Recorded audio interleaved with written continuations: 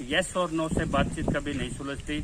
SKM के नाम पे यूपी में पंचायत आदमियों के हाथ में TYC कंपनी प्राइवेट लिमिटेड बन के रहेगी। जो प्रपोजल कमेटी थी वो कहीं ना कहीं डिसीजन कमेटी बन रही। साल के बुजुर्गों से बगैर उनके दोस्त के जो खाप प्रतिनिधि थे उनसे माफी आज आप रोहतक में जो प्रेस कॉन्फ्रेंस की थी इसका क्या उद्देश्य था? एक तुगलकी फरमान एसकेएम की तरफ से जारी हुआ था।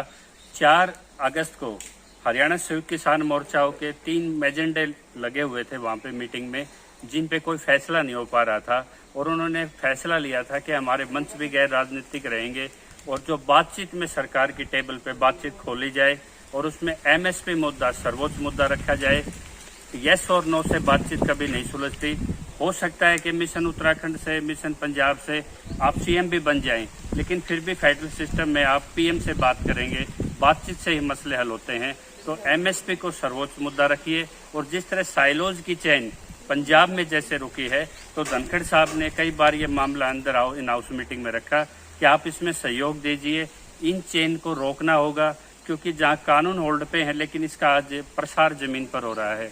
और एसकेएम के नाम पे यूपी में पंचायत के चुनाव लड़े गए, आपके राजनीतिक आदमियों को इन हाउस की मीटिंग में लाया गया। यहाँ तक कि नो की जो कमेटी थी उसको रिजोल्व करने के लिए कि उसको खत्म कर दिया जाए और उसको अन्य राज्यों में प्रसार किया जाए जनरल बॉडीज का भी, और 40 को 30 राज्यों तक इसका विस्तार किया जाए। वही उन्होंने उसको 9 और 7 में सीमित कर दिया और उन्होंने कुछ आदमियों के हाथ में TYC कंपनी प्राइवेट लिमिटेड बन के रहेगी। जो प्रपोजल कमेटी थी वो कहीं ना कहीं डिसीजन कमेटी बन बैठी और जो जनरल मीटिंग चलती रहती थी उनके प्रेस नोट आ जाते थे।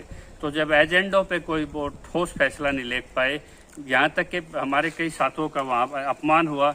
85 साल के बुजुर्गों से बगैर उनके दोस्त के जो खाप प्रतिनिधि थे उनसे माफी मंगवाई गई।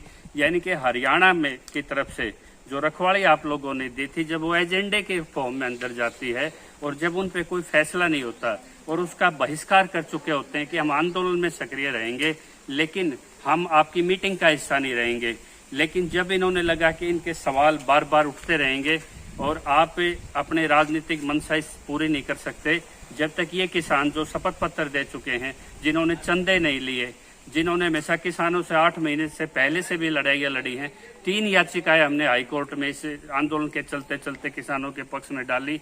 दिल्ली की तरफ से जब भाजपा का अटैक था तो दिल्ली देहात को इकट्ठा करके कितनी कुर्बानियां इन किसानों ने दी है। उन किसानों का उन्होंने देखा, आप किसी को अपनी सभाओं में रोक सकते हैं लेकिन ये फैसला करना कि वो किसान आंदोलन में कहीं दिखाई नहीं देंगे, ये तो तुगल की फरमान है। इसकी समीक्षा होनी चाहिए और समय आ गया है कि जो 9 मेंबर की जो कमेटी उसको ध्वस्त कर दिया जाए। और हरियाणा वालों ध्यान से सुन लो, फरवरी 2016 में जो फायर कारतूस थे, जो क्रिमिनल युवा थे, आज वो पॉलिटिकल उन्हीं पृष्ठभूमि के नेताओं के अंधभक्त बन के वो फरमान करते हैं और नतीजा 45,000 केस हरियाणा के युवाओं पे हैं। यानी कि हरियाणा को अनरेस्ट में एक दलदल में धकेला जा रहा है कि हरियाणा को एक भ्रमित दिशा में रखिए और आप अपनी चुनावी गोटियां सेकिए। लेकिन आज एसकेएम या तो स्पष्ट होकर ये कह दे कि हम एक राजनीतिक उससे बदलाव लाएंगे चुनाव से, या वो स्वीकार कर ले कि हम गैर राजनीतिक रहेंगे। क्योंकि आज हरियाणा की तरफ से जब वो मुद्दे जा रहे थे, आपने टोल हटवाने का युद्धवीर शेरावत ने किया, उसका हरियाणा वालों ने विरोध किया।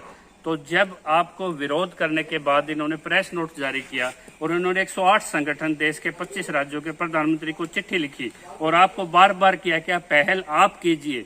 और यहाँ हमने प्रेस कॉन्फ्रेंस में दिल्ली ये कहा, हरियाणा के संगठनों ने, चाहे बातचीत के लिए चाहे एसकेएम को बुलाइए लेकिन बातचीत शुरू होनी चाहिए। लेकिन आज वो नहीं चाहते, खासकर कामरेड, कि हरियाणा की जमीन से कोई मूल किसान नेतृत्व आए। इसलिए ये एक तरफा त्रुटिपूर्ण दोषपूर्ण ये एक फरमान जारी हुआ है। लेकिन हरियाणा के किसानों को कह दे आप संगठित रहिए, ना ही किसी नेतृत्व का चुनाव हो, ना किसी संगठन का, ना किसी झंडे का।